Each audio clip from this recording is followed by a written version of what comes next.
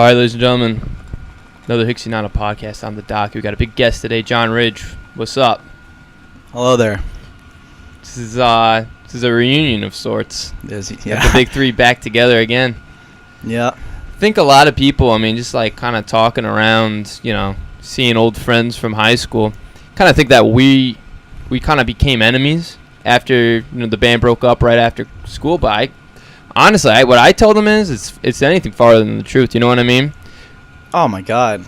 Like, I didn't even realize that people were talking about that. Yeah, I was never concerned with what their opinion was. Like, I just had such a great time jamming when we jammed, exactly. Man. And like, that's all I think about all the time. Like it was just something, like, because music is like, it's honestly my biggest passion. But like, I just realized right now, it's just not a great time because like, when I want to do music, I want to literally grind every day, and like, it's got to be the most insane grind of my life.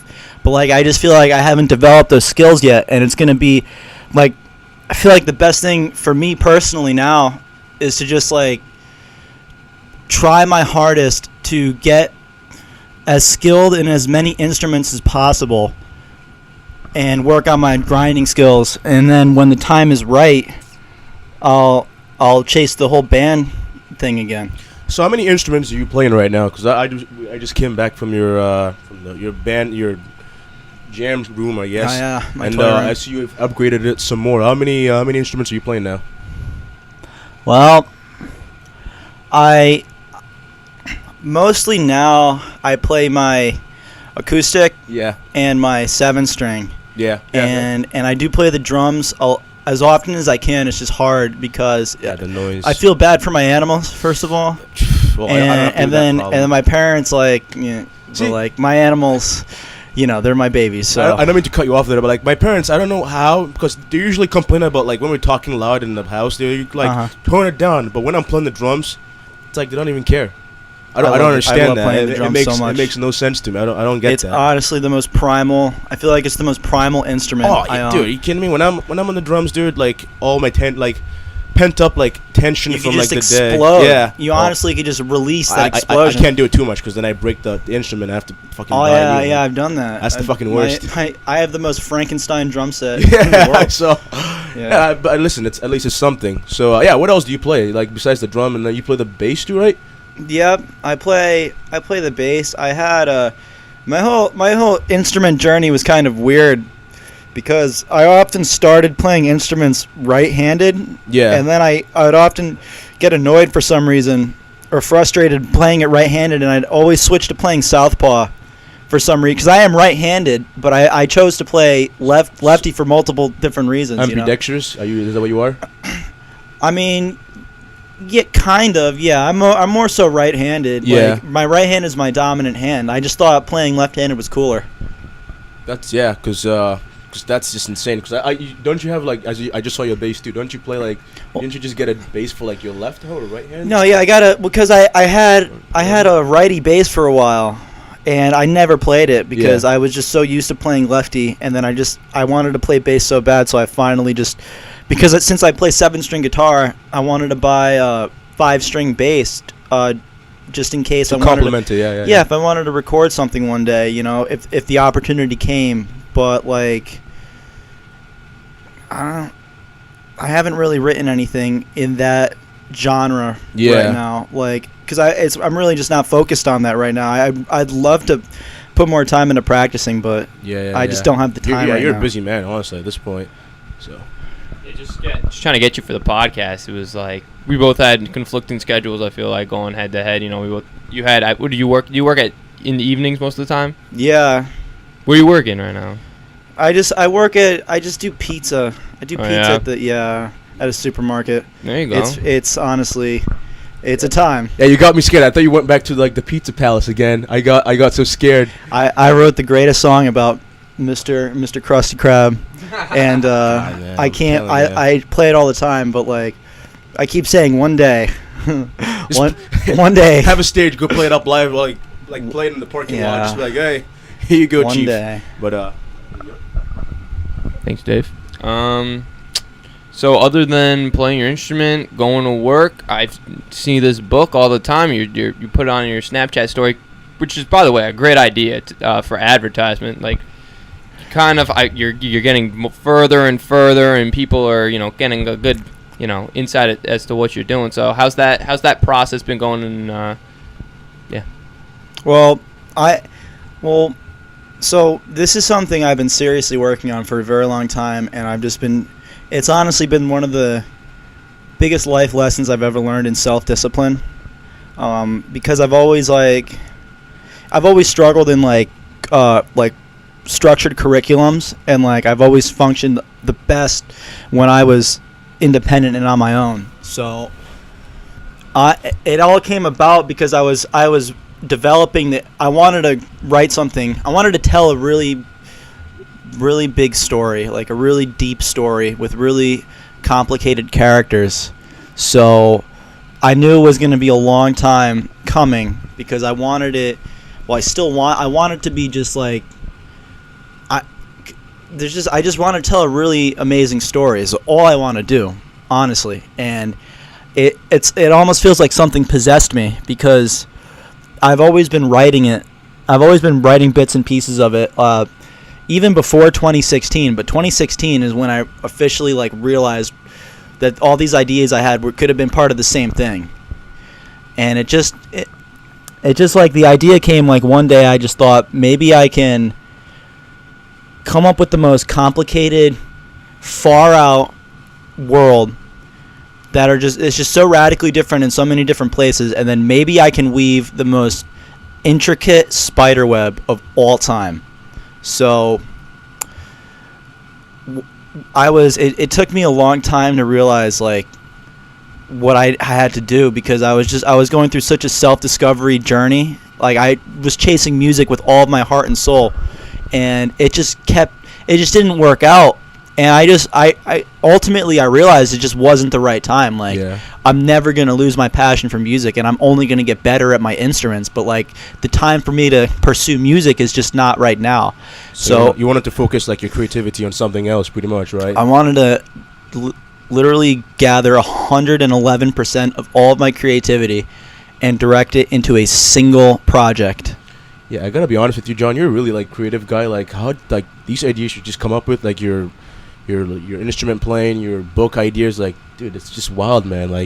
How do you even have that? What? You just born that way? You just kind of a artsy person? Because the way, I remember I took a general psychology class. So I'm no genius, but they were. No, yeah, continue. But basically, they found there were different types of smart. So some people will be very the people in the sciences and the maths, right? That's what they're very good at. They're very good at paying attention, finding finite detail. But if they had to socially interact with someone else, they just couldn't do it. And if they had to almost make something creative, they couldn't do that either. You know what I mean? There's different parts of the brain. So do you think that's you're kind of hardwired to be creative, to be artsy, stuff like that? Well, truth be told, I've always struggled a lot in school. Yeah. A lot. Right? And a lot of people do. I just couldn't. I was always so for some reason, every time I was thrown into a structure, I would crumble. And I always thought I was stupid, right? But and everybody else made me feel like I was stupid, And it wasn't really anybody's fault, because I just didn't realize what I was good at, And I came to a point in my life where I just totally followed my heart all the time, and I just love art. I just have such an artistic view of life. Not only I just know that if I really worked hard in one thing, I'd be able to painting. I'd like to get really good at one day, but I stink at painting right now, and I have no time to put into it. It's almost like having this energy feeling for me, but I just have to direct it into one thing right now, because I was spreading myself thin with. I kept pursuing music and it kept failing, and I realized it wasn't the right time. And I thought, what is one thing I can do that is completely dependent on me and nobody else. And I thought, well, what made me most happy as a child? And that was playing outside with my neighbor and coming up with the most intricate and complex games of all time. And I thought, oh, well, maybe since I was a kid, and when I was a kid I was really good at telling stories, maybe I can apply that as I become a young adult. I thought maybe I could apply that and create something legit, which is what I'm doing now. So like as the years went on, you slowly like discovered that like you were just like naturally gifted in that like department, right? Just you kind of discovered it as the years went on. You didn't like know it, like, because some people are born to know like you could tell what their skills are gonna be like right away, you know. But like I feel like for you, you're slowly like figuring out as the year goes on. That's probably what's happening, am I right? Yeah, nothing I've ever picked up artistically I learned right away. Like nothing, absolutely not a single thing I've ever pursued artistically I picked up on the spot. Yeah, that's absolutely like everything I have ever been able to do artistically I've done through practice and trial and failure over and over again. And I'm just very stubborn, and I'm just very. You don't give up, pretty much. You just don't. Yeah. I really don't. I just like. I'm not afraid of failure at all. Like, I'm not afraid to try and fail, knowing that it's gonna fail. Just knowing, like, and just keep trying. I don't know what it is with me. Yeah, because for me, that's why I don't pursue certain things. Cause I'm not really like afraid of failure, but like I just the point of not like getting it done, like getting it right away, is what discourages me from doing like certain things. I don't know, because I don't think I feel like you have the patience for that. I don't have the patience for that. I need to get it. I need to like learn it like now and then be done with it. That's how I am personally. But like you have like the patience and to like learn through the process and learn the whole thing, and then like obviously you're gonna not be good in the beginning, but then get better as time goes on. So that's just How about you, Matt? How are you?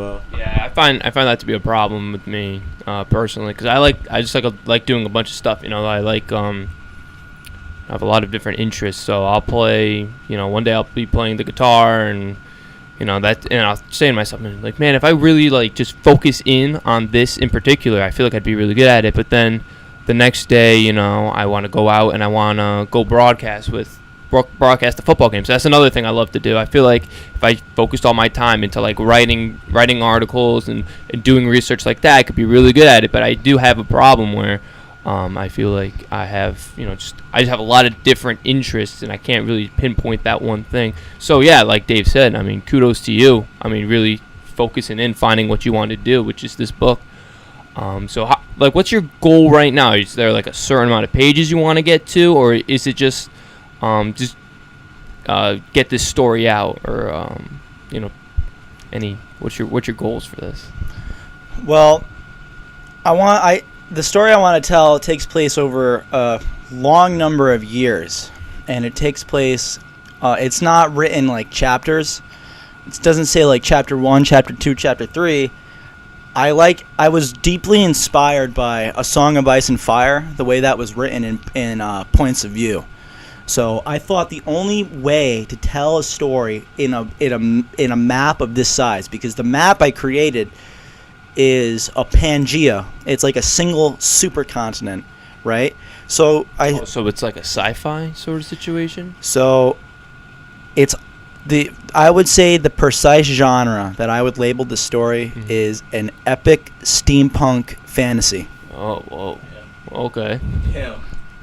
I don't know. Honestly, I have no idea how to try to simplify that for people that don't understand what you just said. Sure. So it's an epic because it's going to be a very long story. Very, very, very long. And it's not something I can, because already on my final journal, because I've rewritten this. I'll tell you about my process later, but in the journal I'm on right now, which is the last handwritten part before I type it, I've already written over 27,000 words in that journal alone, and I'm not even halfway done telling the story, because I've realized the best thing is not to force it to be too long, not to force it to be too short. Just let it happen completely naturally. So I honestly don't know what the word count or the page number is going to be. I just know the story itself, the core story, is going to be epic, and that's what I mean by epic. That makes sense. Right. So, and the steampunk, because I really do like sci-fi, but I wanted the story to be a strict fantasy story. So, Okay. I've always loved steampunk, which is a type of sci-fi. And for people that don't know what steampunk is, it is what the people in the 1800s thought the future was going to be like. So it's all those blimps and floating cities and cog-powered machines, right? What the people in the 1800s thought that the future was going to be like, the technology they thought. I thought that was the best way, especially for my world in particular. I thought steampunk would be the best way to add sci-fi elements to the story. I mean, that's it's certainly interesting. So you're kind of creating your own. Is it going to be a utopia, dystopia? It's definitely dystopian. Dystopian, yeah. Hardcore. It's very graphic. Okay. There's no line I'm not crossing with this, and there's nothing I'm censoring. Like it is very heavy in sex, drugs, and violence, all in the extremities. I literally broke the bar. I'm trying to break the bar in every single category because it's not a kid's fantasy. Like I thought, because Lord of the Rings, yeah, right. The Hobbit was written for kids. Lord of the Rings is intended for adults, but it's still like a kind of a childlike story with a much deeper meaning. And then you have George Martin's story, right, which is the Song of Ice and Fire, the Game of Thrones, and that content in itself, that his story is what inspired me to write this more than anything. Because when I was reading his work, I honestly loved it to death. I loved the story to death, but I was just so appalled at the pacing. I thought the pacing was heinous, absolutely. And I wanted to write a story that didn't drag to the best of my ability, because I can't control that. But I try to put a lot of precise detail into making it not drag.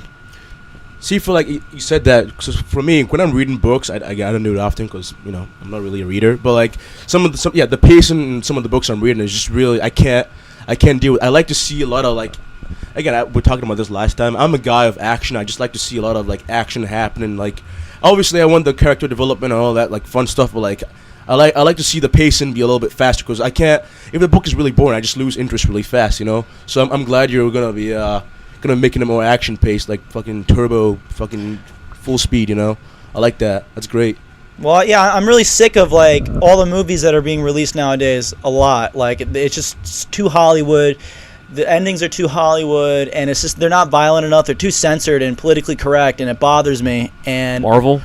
Yeah, that's perfect. There you go. Yeah, I mean Marvel, the whole comic book universe, Star Wars, everything. Everything's getting ruined now. It's but stupid. With this thing, I have no limits. I'm literally tackling every possible subject, and it's totally explicit. And what I'm trying to do that's different, because yes, I'm trying to write this epic story, right?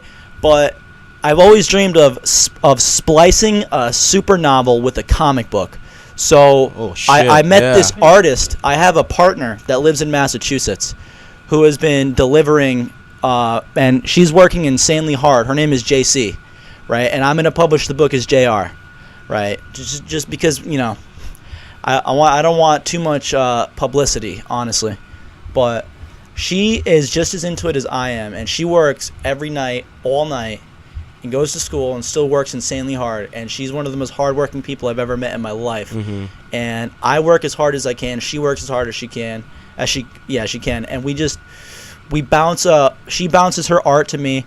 I tell her how to fix it. I give her all the ideas, and I pretty much invent the things, and then she creates them and she draws them. And what the plan is, when the story is done, the first story that I'm writing, I don't know how long it's going to be. It might be around 500 pages, possibly. Multiple stories. I'm not sure, but that's just the first one, right? Yeah. It's the one that was intended to be the shortest. Okay. And it's getting out of hand. But when it's done, if it has 500 or so pages, I would like there to be at least 100 plus full pages of colored artwork. Oh, dude, see, I like that. I like that a lot, because that's what I'm going for. I need to be visually stimulated. But again, it sounds really childish, but I like reading books that have some visual Yeah, I really love this. I want this story to reach as many people as possible, even the people that can't really that people that aren't literate, like maybe people that just love comic books, maybe they'll just get it, maybe they'll just buy it. Look at the pictures. Just look at the pictures. Yeah, because I need to be like, for example, I can't read like some of these books I read. There's just there's nothing fun about it. The story drags. Like there is no visual cue. It's just. Well, what I like about a book compared to a movie is because you can almost visualize it yourself. You can create your own fantasy, and that kind of gives the reader their own interpretation, kind of like music. You know how someone listens to a song, exactly, and they listen to the lyrics. Some people listen to it just straight up, and then other people will dig deeper and they'll find deeper meaning to it. Which is why I don't really like the guys who I'm going to kind of get off track here a little bit, but guys who review music and then they give them like their opinion on music. I can't stand. That's why I love Nirvana, because remember Kurt always said like he wrote lyrics to be like misinterpreted so that you could just get the vibe and make your own interpretation for the vibe. And that's why I like bands like the Eagles and Queen, who they'll never, like Freddie would never say what Bohemian Rhapsody was about, but heck yeah, he had his interpretation. He wanted the listener to give his own interpretation, which is why I like a book sometimes without pictures. Now, I do like reading comic books. I mean, when I was in like elementary school, middle school, I liked looking at the old Stan Lee comic books with the classic. Rest in peace, Stan Lee. But I used to like reading those, which I think that's a very interesting idea. A 500-page book, but you're also throwing in illustrations in there. So, and one of the biggest, it's original. Thank you. And one of the biggest differences between novels and movies is that novels you get to go into the character's thoughts, and that's something you never do in movies. Right. You experience what the character's thinking, which is a whole different story, in itself. And the way that this is getting done is that the medium that we're using is the retro sci-fi, retro fantasy, 1960s, like all right, all that artwork, that type of medium is what we're going to put into the story, and that's just the whole plan, just make a super comic novel. And it's going to be like, I know the story is going to be, well, the whole story in itself is going to be at least 4 books. And this is the shortest one, like, because the whole reason I'm writing this, honestly, is because, like, I know, like, I have no credibility. Like, I've never published anything in my life. I'm not an author. I really have no credibility at all. So, and this isn't the original story I wanted to tell in the world. Like, the original story I wanted to tell, I put it on the back burner, and I decided to write the story strictly as a prologue. So I'm writing the story as a prologue in hopes that maybe it'll be interesting enough, and I could write it well enough that it can be taken seriously. Like, I know I'm writing it knowingly. I'm writing it knowing that it's not going to get noticed, and that's the whole plan. And I'm writing it because I'm having the most fun time of my life writing it. It's the only thing. I realized something so important, that there's very few things in life that are hard and fun at the same time. And this is one of the only things I'll ever experience that is really hard, and I'll have fun doing it. And I just have to grasp that as hard as I can. And that's the same approach Dave and I take to this podcast. We know that, when we first came out with the podcast, I think we hit 150 views. I knew that was not going to be consistent. It was going to be a grind. It's a grind. But we like doing it. You know what I mean? I like going into, for example, it's like going into people's lives, asking them, giving their perspectives. That way I can kind of, I can see it through a different lens instead of just, what either the media puts out there, stuff like that. So that's why, I love doing this. And me personally, like, I have such a Brady complex. He's honestly one of my all-time heroes, all time, because I honestly am always trying to do better than myself the day before, and I will never accept that I've done it. I just will not, because I'm always trying to do better. I know I can do better. I know that the next book I'm going to write is going to be better than this one, and this one I can't fault myself too hard for how it's going to come out, because it's as good as my skills were at the time that I wrote it. I gotta be honest with you, John. I can't wait for this book to come out. The way you've talked about it so far here, like, dude, you got me so hyped up. I wasn't sure at first what you were doing before, because I saw you. I'd see your story on Snapchat, and I'm like, you're writing a book, and then someone told me you're writing a book, and I was like, I wonder what it's about. But then we've talked about this now, and you've really piqued my interest. I cannot wait till you finish with the book and publish it. So I'm fucking hyped about it. What's the plan for publishing? I have a strict plan. Okay. I've been trying to be as copacetic as I possibly can, and the whole plan is to remain extremely copacetic and just get even more organized the further I go. And my dead set goal that I know I can get the whole thing done, mint and illustrated, cover done, copyrighted, and ready to go. My goal, and I'm hoping that I can keep it. I know if I work insanely hard and as psychotic as I am, because honestly, it takes a certain level of psycho to do this, because I forget things like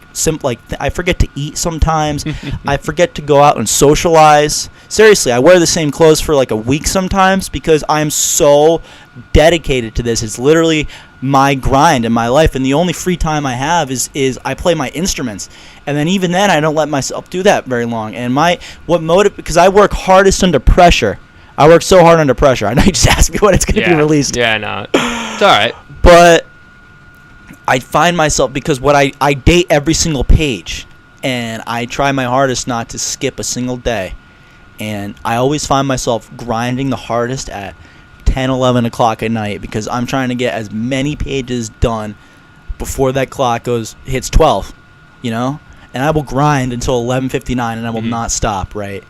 And if I keep that up, and I'm trying my hardest to get better at that, because I still don't think I'm good enough. I'll never be good enough. And I have to keep getting better. And if I just keep getting better, I honestly think I'd be able to release it at Halloween 2020. 2020. All right. So everyone, write that down. Put it on your calendar. Yeah. Halloween 2020. John Ridge's graphic novel will be coming out. But yeah, you talk about the grind. Talk about just doing things over and over. I've been trying to get on a diet plan, trying to get it bulk up a little bit. So gonna give you a quick update right here. Dave has been sending me like these beginner workouts. So I've been doing it for about a month now, and then I'm starting to get a little bit better. I've been eating a lot of like lean protein, healthy carbs, stuff like that, trying to bulk up a little bit, but I'm already finding myself like I'm getting better than these beginner ab workouts that I'd been doing for 10 minutes. So now I'm trying to like throw a little something harder so I feel the pain. And the only way you can get better at something like that is to, continue to grind away. You know what I mean? Push yourself to like the next limit. So it's kind of like your book. You know what I mean? Life is a grind, and sometimes if you want to, people play now and then they have to end up working later. And I would much rather work now so I could have time to play later. Right. I'm 19 years old, so I'm really putting my everything into this.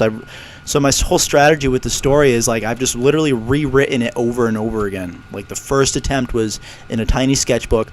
I just wrote. I had like 10 different parts, and I just bulleted every chapter. Right, I had bullet points, and then I turned every one of those chapters into a page. And then that filled up one journal, and then I had a second journal, and I turned every one of those pages into 3 pages with more detailed information. I still try to refrain from dialogue and character thoughts, right? It was just very basic. And that was my blue journal. It came out to about 70 or 80 pages of content.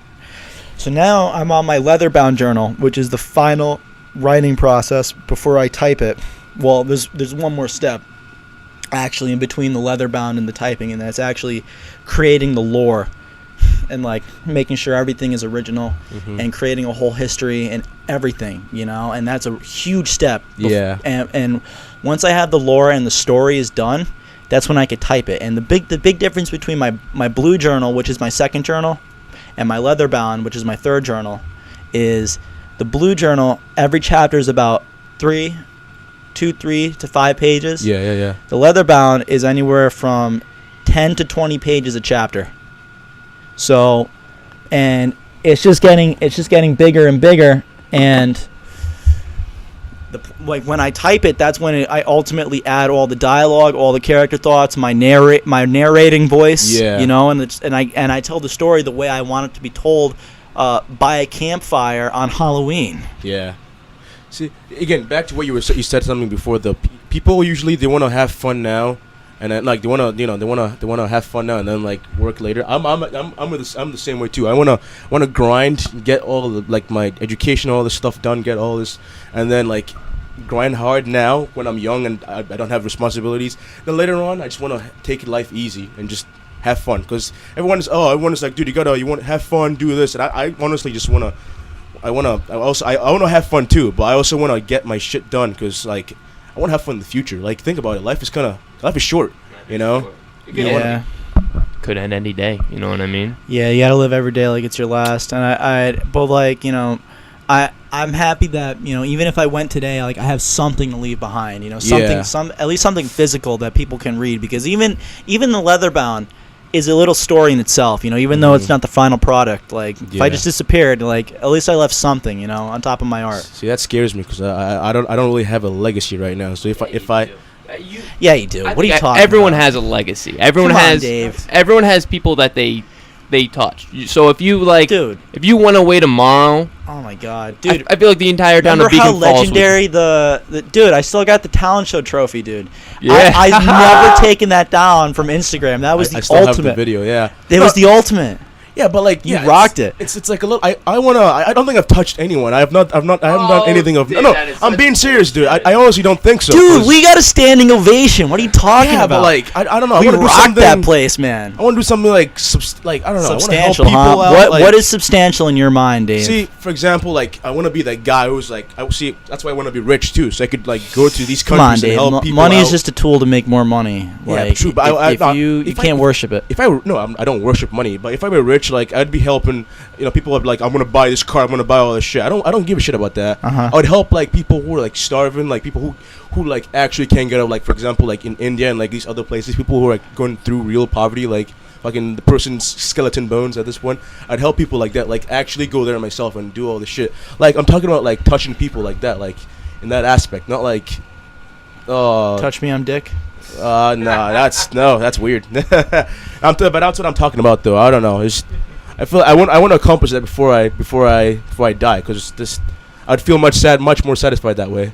Well, then sacrifice your present self for your future self. Yeah, that's what nobody wants to do. It's the harsh reality. That like, I want to enjoy my 20s. Like, I'm 19. I can give a shit about being 19. Like, I'm just gonna literally grind my face off, and that's all. You know, that's gonna be my 19. Yeah.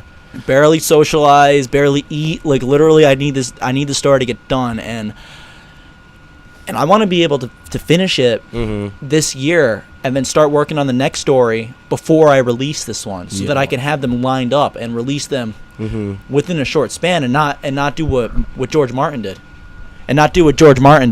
He's fine. Yeah. Okay. All right. You know, making sure, because that was a nightmare. Like, I purposely have never finished Martin's last book, only because like I don't want to finish it and then there'd be no more books anymore. I left off on the 5th book, like halfway through his 5th book. And he has not released the 6th book, and I refuse to finish the 5th one before he releases that one. I don't ever think he will. No. I don't. Maybe after the seasons are done. Is the guy who made Game of Thrones? It's the last season of Game of Thrones, yeah.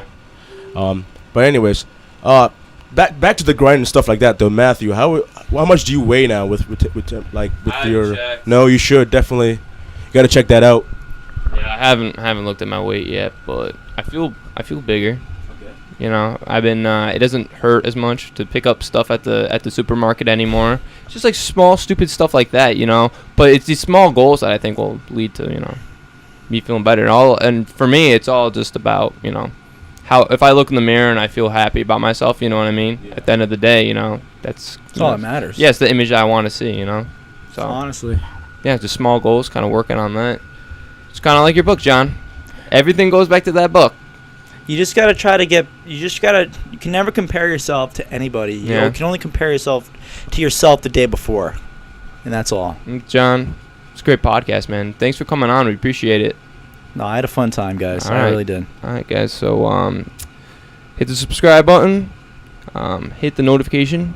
So hit the notification bell so you know when every single Hicksey Down the podcast comes out. And we appreciate the support. And we'll see you next time. Peace.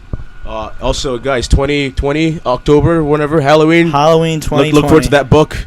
It's about to be fucking lit. Can't wait to fucking read it, man. Yeah. All right, guys. Peace. Goodbye, guys. See ya.